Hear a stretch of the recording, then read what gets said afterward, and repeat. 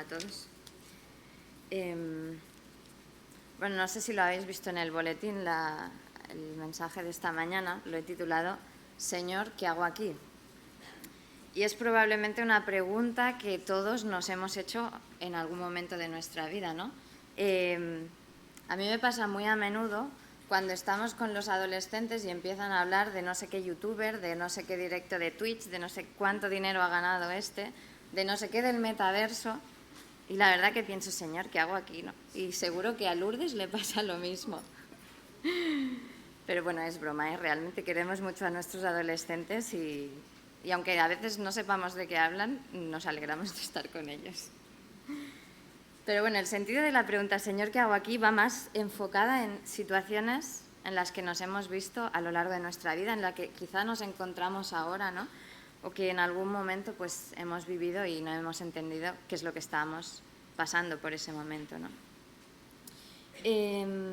Entonces, por eso, hoy quiero hablaros de Jeremías. La verdad que es un personaje que siempre me ha llamado la atención y aunque si habéis leído el libro la mayoría parece todo juicio, destrucción, ¿no? Malas noticias, sin embargo encontramos a un personaje, a un siervo de Dios que realmente en muchas ocasiones probablemente se preguntaba, Señor, ¿qué estoy haciendo aquí? ¿Y qué sabemos de Jeremías? Bueno, sabemos que era un profeta, también sabemos que venía de familia de profetas, que que era de Anatot, que era una población que estaba por lo que he leído, a unos 4,5 kilómetros de Jerusalén, de la capital del reino de Judá, que vio pasar a 5 reyes a lo largo de su ministerio. También sabemos que se le llamaba el profeta llorón porque, bueno, las quejas o los lamentos, ¿no?, que había a lo largo del libro de Jeremías, y también se le atribuye el libro de Lamentaciones, que con el título, pues con el nombre del libro ya también se dice todo, ¿no? También sabemos que recibió el llamado de Dios cuando todavía era muy joven. Y si me queréis acompañar en Jeremías capítulo 1, versículos del 4 al 9, podemos leer el llamado que le hizo el Señor a Jeremías. Dice así el capítulo 1, versículos 4 al 9. Leo la Nueva Versión Internacional, así que si algunas palabras no son las mismas es por eso. La palabra del Señor vino a mí. Antes de formarte en el vientre ya te había elegido. Antes de que nacieras ya te había apartado. Te había nombrado profeta para las naciones.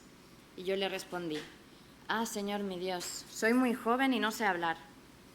Pero el Señor me dijo, no digas soy muy joven, porque vas a ir donde quiera que yo te envíe y vas a decir todo lo que yo te ordene. No temas a nadie, que yo estoy contigo para librarte. Lo afirma el Señor. Luego extendió el Señor la mano y tocándome la boca me dijo, he puesto en tu boca mis palabras. Mira, hoy te doy autoridad sobre naciones y reinos para arrancar y derribar, para destruir y demoler, para construir y plantar.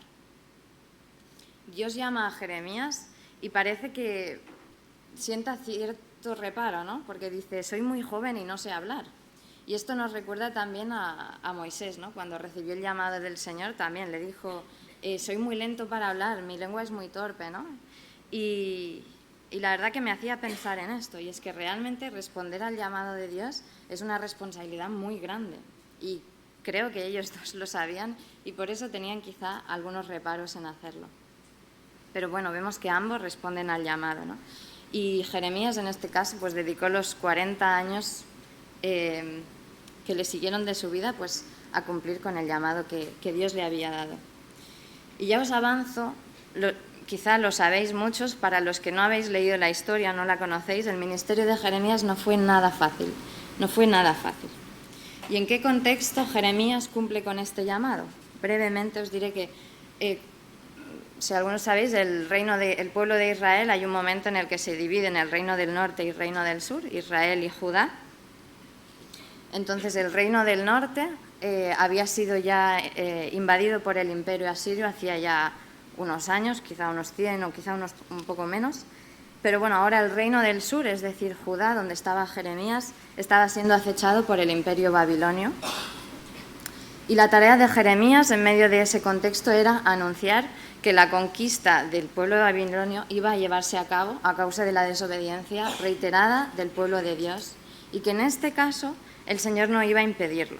Así como otras veces vemos que el pueblo se arrepiente y Dios tiene misericordia de él, en este caso la invasión iba a ser inminente, se iba a llevar a cabo, porque el Señor se había cansado de tener compasión de su pueblo.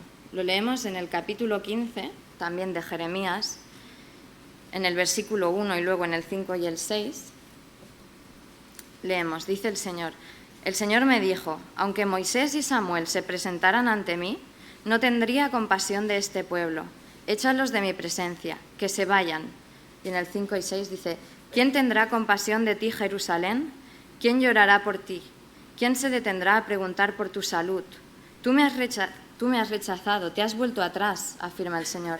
Extenderé mi mano contra ti y te destruiré. Estoy cansado de tener compasión de ti.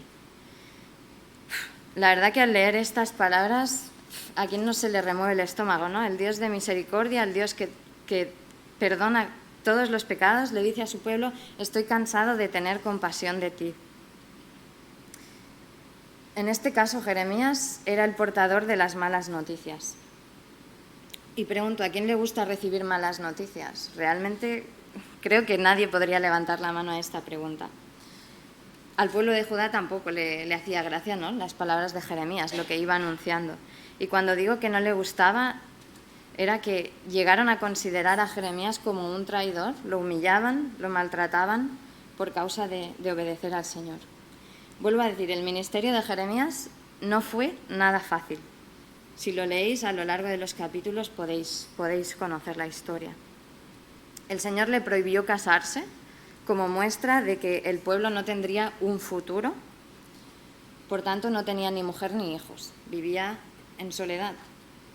Tenía prohibido celebrar fiestas también como ilustración de que el pueblo de Dios perdería cualquier motivo de celebración, y también se le prohibía lamentarse porque vendría el tiempo en el que muchos no podrían lamentarse por sus muertos.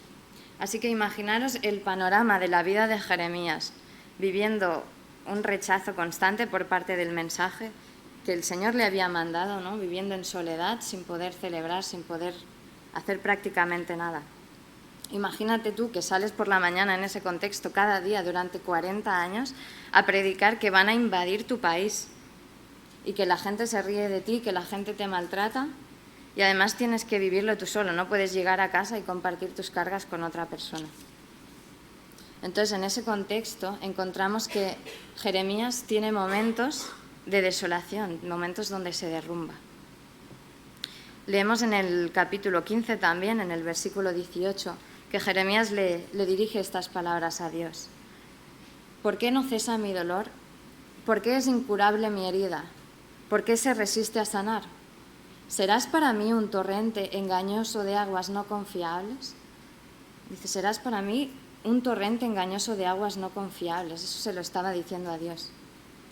Ante el resultado de la predicación, de la obediencia a Dios, ¿no?, Jeremías veía, dice, solo recibo humillación, solo recibo maltrato. Entonces llega un punto en el que Jeremías duda de Dios, duda del llamado de Dios para él, o si realmente sería verdadero. Y en el capítulo 20 todavía son más fuertes sus palabras. Este texto es un poco más largo, pero nos acerca a lo que estaba viviendo Jeremías, al sentimiento que tenía dentro de sí. Capítulo 20, versículos del 7 al 18. Dice, me sedujiste, Señor, y yo me dejé seducir. Fuiste más fuerte que yo y me venciste. Todo el mundo se burla de mí, se ríen de mí todo el tiempo.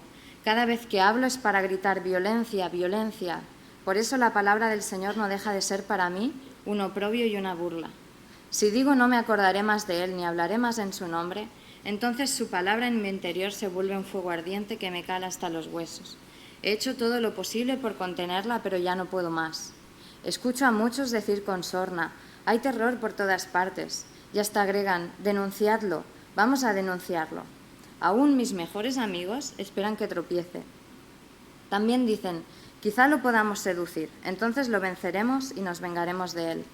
Pero el Señor está conmigo como un guerrero poderoso, por eso los que me persiguen caerán y no podrán prevalecer.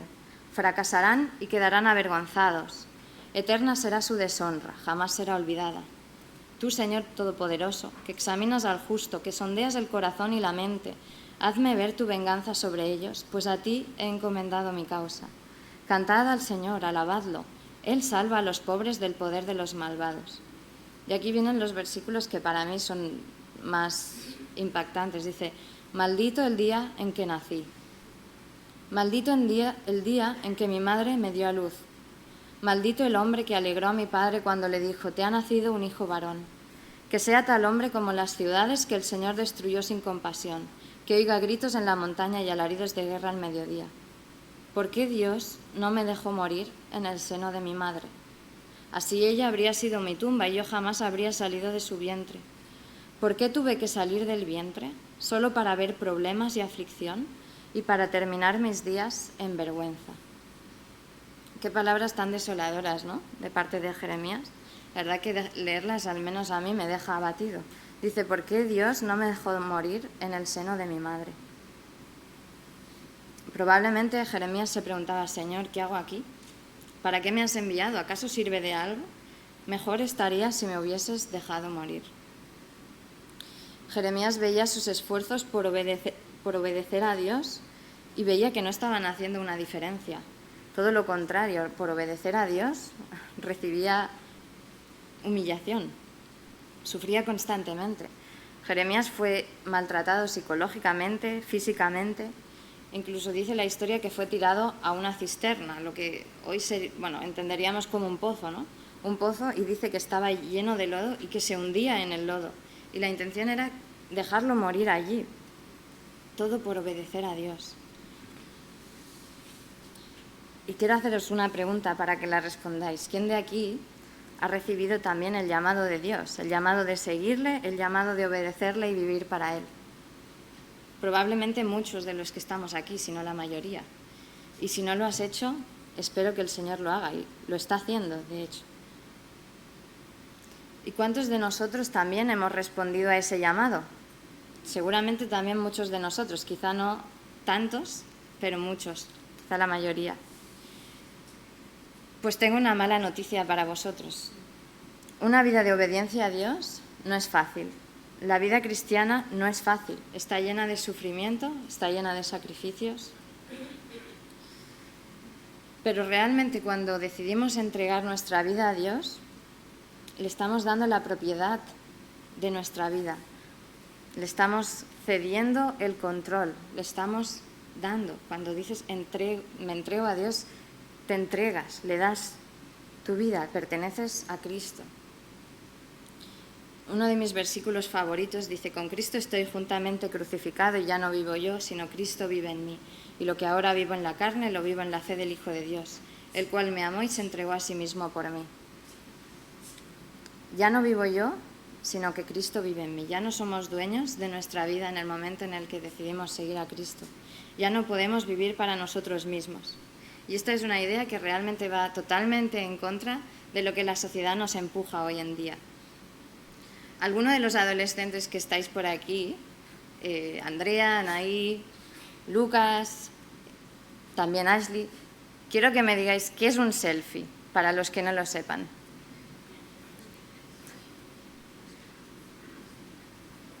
Venga, va, no seáis tímidos. ¿Qué es un selfie? Jóvenes. Exactamente. Una selfie es lo que hace ya unos años se ha puesto muy de moda, ¿no?, con los móviles de última generación. Una foto que te haces, ¿no?, a ti mismo, normalmente así. Bueno. ¿Y qué pasa? Que sales tú en el centro. Cuando te la haces, sales tú en el centro. Ya no es la foto que haces de lejos y se ve, ¿no?, el entorno. No. Es una foto que te haces a ti mismo. Y sales tú en el centro. De hecho, tú eres el centro. Y el mundo en el que vivimos hoy en día, especialmente aquí en Occidente, es un mundo que nos empuja a vivir una vida de satisfacción, donde debes hacer lo que sea para ser feliz, para sentirte bien con lo que haces, para sentirte bien contigo mismo y no preocuparte demasiado de que alguien te diga qué es lo que tienes que hacer o cómo tienes que vivir tu vida. La vida está llena de momentos felices. No elijas el camino más fácil, sino el que te haga más feliz. Deja de darle vueltas a todo y sonríe. Si te esfuerzas, no habrá sueño que se te resista. Estas son típicas frases motivacionales que seguro habéis visto en tazas, en camisetas, en libretas, etcétera, porque, bueno, es lo que ahora se lleva, ¿no? Son mensajes de positivismo. Y esto empuja a una realidad de decir, yo soy quien construye mi propia realidad, yo puedo ser feliz si yo me lo propongo, ¿no? Depende totalmente de mí. Y cueste lo que cueste, pues quiero conseguirlo, ¿no? Es la meta, ser feliz es la meta. Y si nos damos cuenta, realmente lo que está haciendo el mundo es del ser humano hacer su propio Dios, ¿no? Yo soy mi propio Dios. El ser humano es quien decide sobre todas las cosas, sobre las leyes de la naturaleza, de la biología, etcétera. El planeta está sometido al ser humano, ¿no? Y puede explotarlo, puede hacer lo que quiera. La biología ya no es determinante, realmente no dicta quién soy, quién no soy, cómo soy. Yo decido quién quiero ser y normalmente la decisión es y decido vivir para mí, para ser feliz, para hacer lo que me satisface. Yo soy así y no pienso cambiar. Puede cambiar todo lo demás, puede cambiar mi cuerpo, puede cambiar mi entorno, puede cambiarlo todo, pero yo no pienso cambiar porque yo soy lo importante y yo tengo que ser feliz. Y en medio de esta sociedad, de estas ideas, del yo, del ego, nuestra pregunta como creyentes, porque al final todo lo que hay fuera acaba también impregnando lo que hay dentro y es nuestro deber el que no lo haga, ¿no? Y en medio de esto nos podemos preguntar, ¿qué hay del negarse a sí mismo? ¿No? ¿Qué hay del negar nuestros sueños, nuestras metas, nuestra personalidad, nuestro carácter? Si esto es algo que nos aleja de Dios. Los que me conocéis sabéis que me gusta el cine y especialmente el cine documental, ¿no? De hecho, bueno, he estudiado para eso. Y mi gran sueño, mi gran meta sería convertirme en un cineasta famoso, ganar Oscars, ¿no? Y ser reconocida, ¿no? Tener ese reconocimiento. Pero pienso, ¿esto es un sueño que me acerca más a Dios? Porque normalmente estos sueños lo que hacen es realmente alejarte de Dios. No construyen tu propio éxito, tus propios beneficios, ¿no? El ser tú el protagonista y vivir para ti. Entonces tenemos que plantearnos si nuestros sueños, nuestras metas, nuestra personalidad es algo que nos está alejando de Dios, tenemos que replantearlo.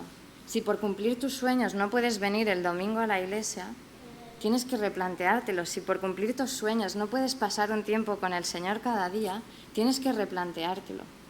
Porque al final y al cabo nuestra meta es glorificar a Dios. Dice Glynn Harrison, un autor en su libro La gran egolatría, dice, en vez de apuntar a lo que es bueno para mí, estamos llamados a apuntar a lo que es bueno para su reino y para su gloria. Y también dice, tus necesidades son importantes, pero deben ser enfocadas como un componente de un propósito mucho mayor, el crecimiento de la justicia, la visión externa y compasiva del reino de Dios y la búsqueda de su gloria. Nuestro propósito es vivir para glorificar a Dios y no a nosotros mismos. Recuperando a Jeremías, vemos que es un siervo que renunció totalmente a su vida, renunció a casarse, renunció a salir de fiesta, quizá lo podríamos decir hoy. Renunció a su persona prácticamente, era humillado. ¿Y podemos identificarnos con Jeremías? Quizá no de forma directa, quizá no salimos cada día a la calle y decimos que el pueblo vecino nos va a invadir.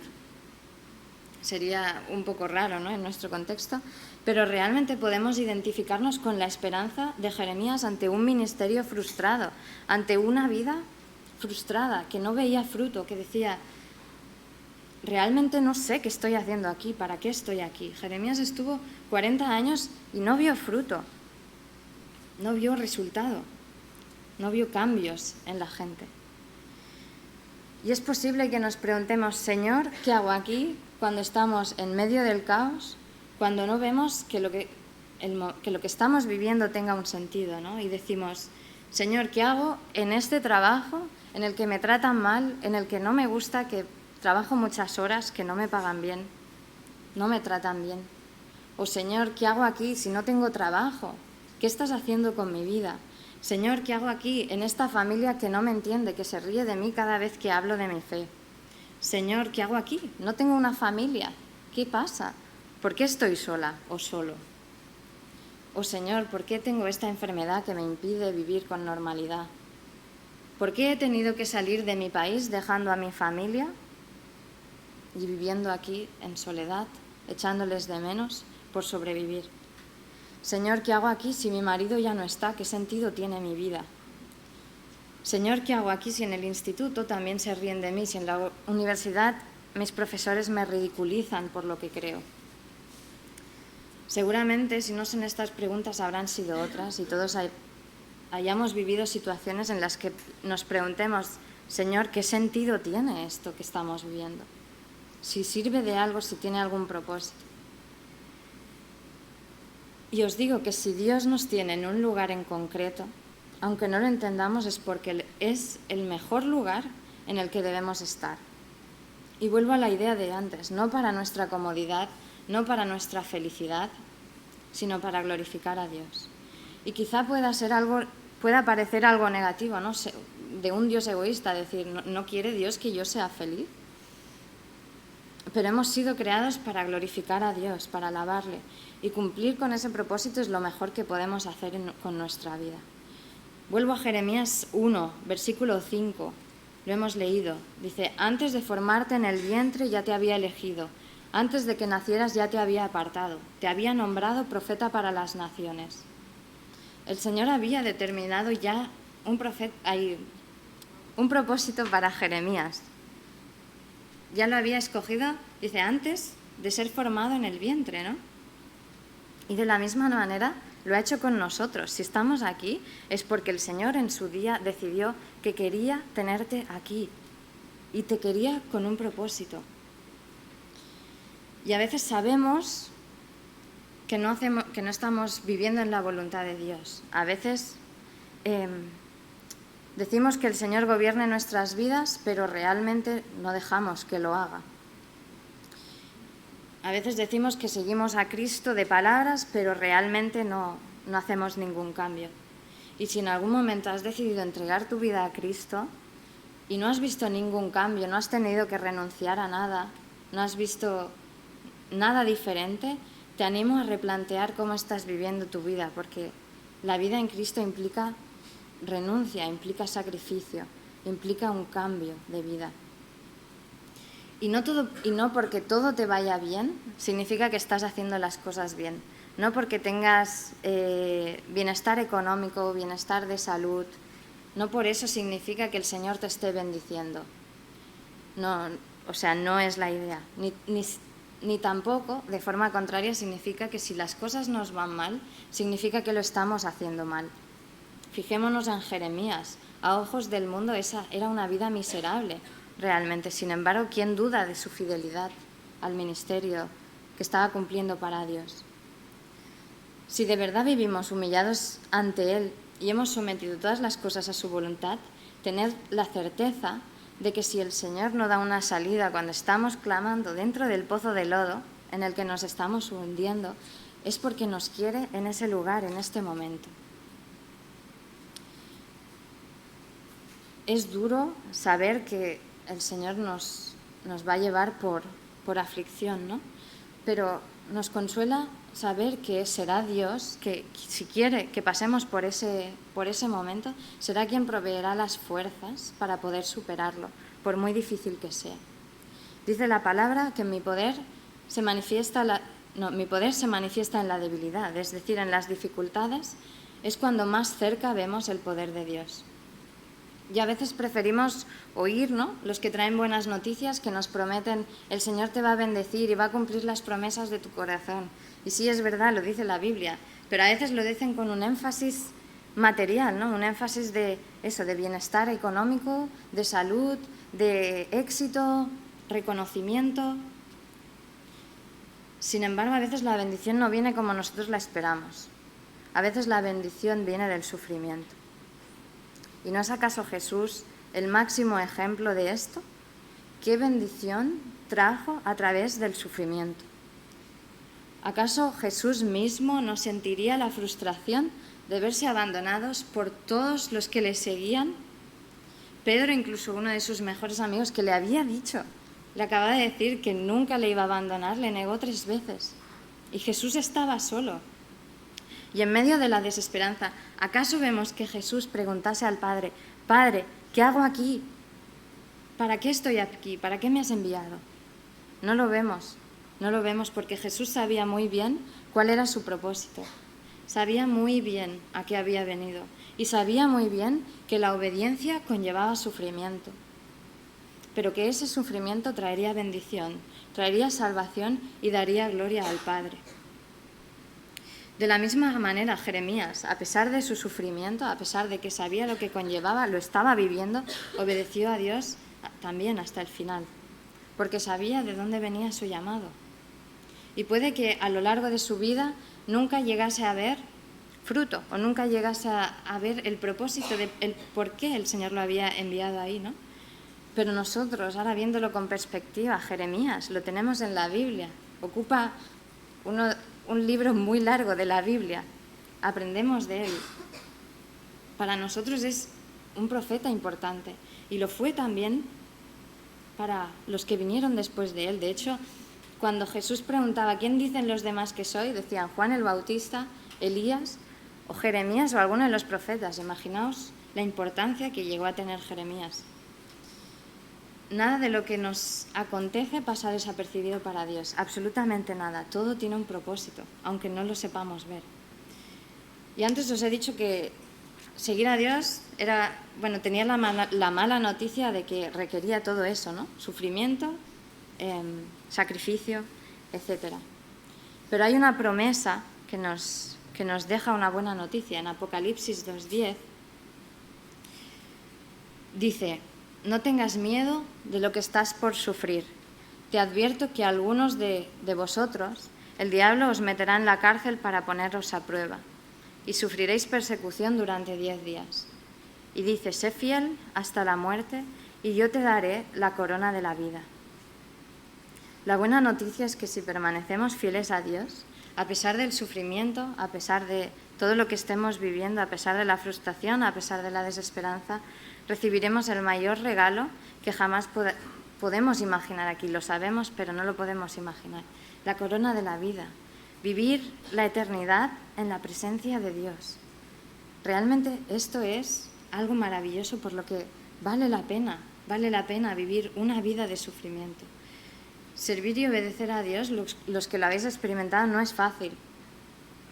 Como hemos ido viendo, requiere sacrificios, sufrimiento, renuncia nuevamente. Incluso la renuncia de uno mismo, del propio ser, de la propia vida. Fue Jesús quien entregó su vida por nosotros. Nuevamente, el sufrimiento trajo bendición. No vivimos para nosotros mismos, vivimos para cumplir el propósito de nuestra vida, que es glorificar a Dios.